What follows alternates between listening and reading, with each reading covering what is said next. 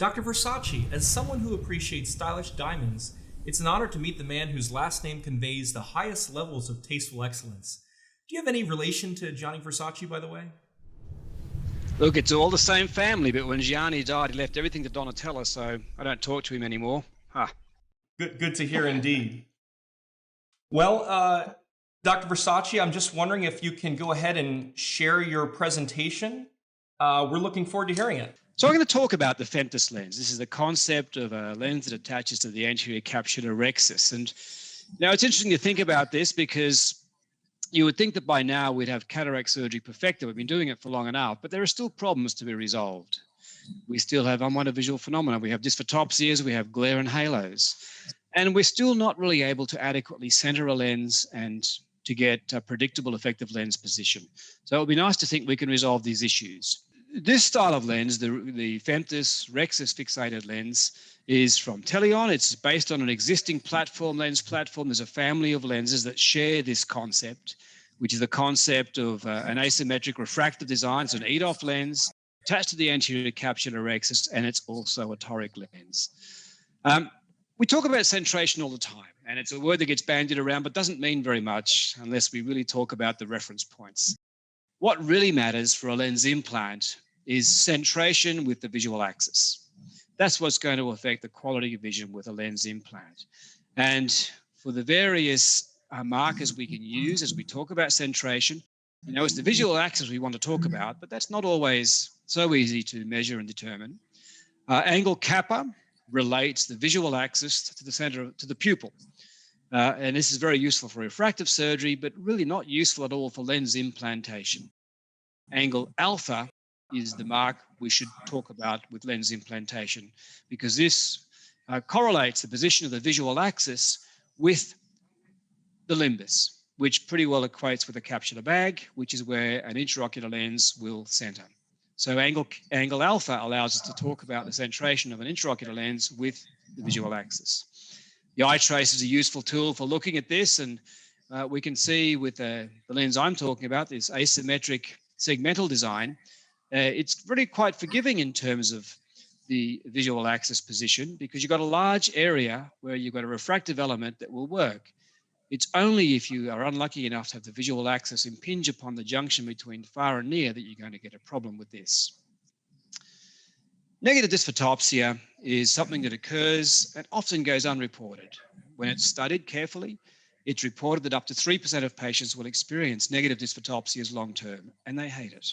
So there's a bit of vision missing, and it's always peripheral, and it's a dark crescent. That's why it's a negative dysphotopsia. Some patients just report it, and it's like, well, I want you to know about it. It doesn't bother them. For other patients, it drives them crazy, enough so that we will want to treat it. Treatments for it, well, in the end, we can piggyback lens will help, reverse optic capture, even exchanging the lens is sometimes done. But to me, I would prefer to be able to use a lens design that pretty much eliminates negative dysphotopsia. And the best way to achieve that is having a lens that's close to being in the plane of the anterior capsule and to minimize the space between the back of the iris and the anterior optic surface. With the Fentus style of lens, the lens is actually in the plane of the anterior capsule. So it's placed within the capsular rhexis. And so far in all the studies that have been done of this lens, we've had one published, and Gerd Orfart's group in Europe had one published earlier this year, and there are no cases of negative dysphotopsia reported. So it probably does eliminate it. There are other lenses we have available now, specifically designed to eliminate negative dysphotopsia. Sam Maskett has a lens that has a flange around the edge of the optic into which the anterior capsular rhexis is placed, specifically to try and avoid negative dysphotopsia. This lens has been around for a long time from Marie Tassignon. It's designed so that you can have the anterior and posterior capsular rhexis placed into a flange in the edge of the optic. This is specifically for pediatrics and probably not generally applicable for us. More recently, we had a novel design come out of India where we have these little flanged hinges that move out and are placed in front of the anterior capsular rhexis once the lens is implanted. Again, with the aim being to put the lens in the plane of the anterior capsule and eliminate negative dysphotopsia. The lens I use is the Fentus. This is an easy lens to use. It has 4 flanges that attach to the anterior capsular rhexis, and one of its benefits to me is we pretty much eliminate negative dysphotopsia. The lens is implanted through a standard wound, 2.2 millimeters. It's folded and it goes into the capsular bag. I remove viscoelastic from behind the lens just to be sure I'm not going to get a capsular bag syndrome. Having done that, I put a bit more viscoelastic in front of the lens to protect the endothelium. Then each of these 4 fine flanges is lifted forward to enclavate the lens, to attach it to the anterior capsular rhexis. This probably adds 40 seconds to the surgical time, so there's really no impost with using this lens. And it's very easy once you work out exactly how you're going to go about doing it. We did a study which was published 2 years ago now just to look at some aspects of the lens. And there are 2 distinct aspects to think about. One is the mechanical, physical aspects, the idea of a lens being attached to the anterior capsular rhexis. And secondly is the concept of the EDOF properties of the lens, how it performs and the sort of visual performance it gives patients.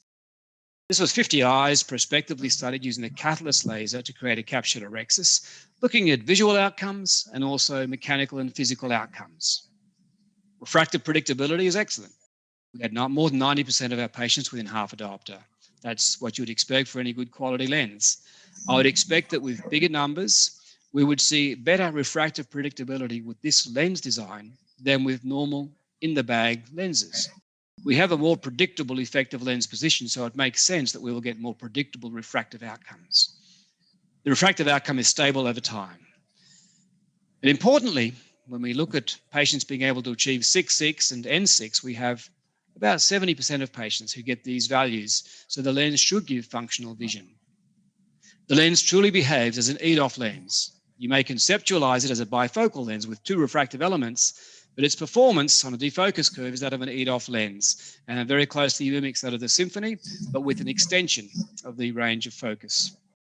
In our study, we had 60% of patients who never wore spectacles, completely spectacle independent. The other 40% sometimes wore reading glasses.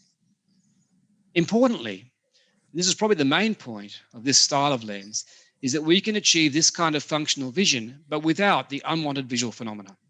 This is a tool we've been using for many years now to subjectively quantify the halos and glare that patients will get over a number of lenses. On the very left-hand side is the average patient with the MF15 or MF20, the refractive segmental style of lens from Teleon, and they get minimal impact on their night vision quality. Whereas with all the other lenses, with any other diffractive lens, they get halos.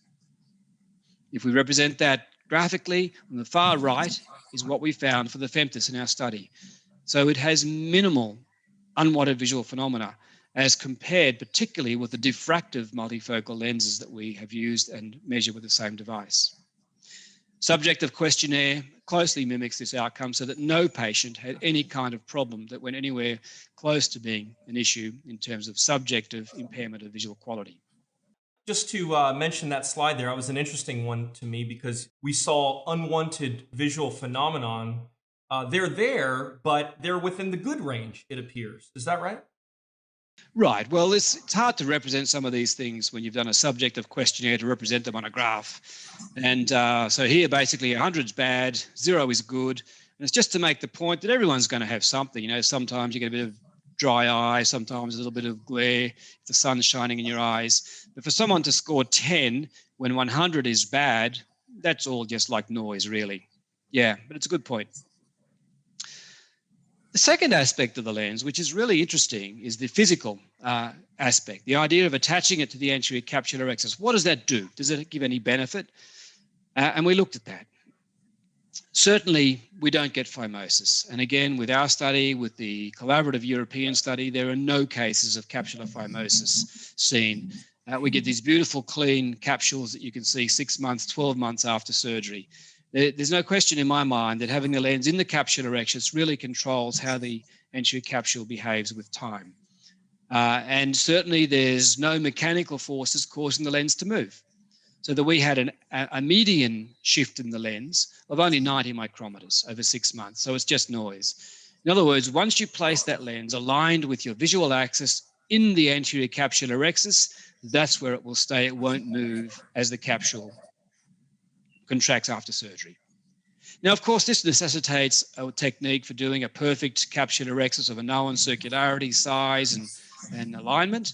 So we have to think about how we do that. Do we all have to use expensive femtosecond lasers? Well, I've done this manually. Now I'm going to say you can do it manually, but no, you can't do it manually.